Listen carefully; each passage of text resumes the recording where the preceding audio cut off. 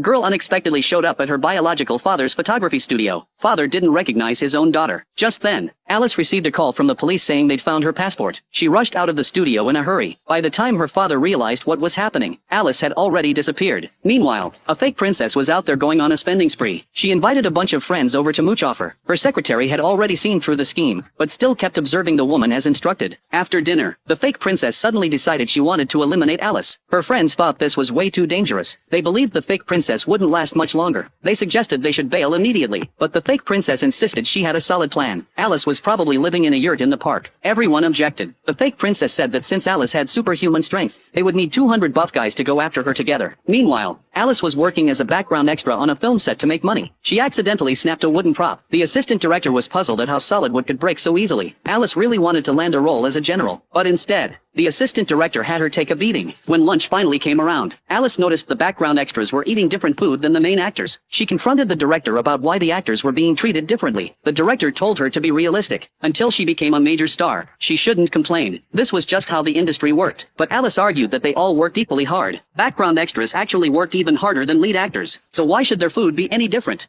The assistant director finally lost it. The director came over and started chewing her out too. Some background extra getting this cocky?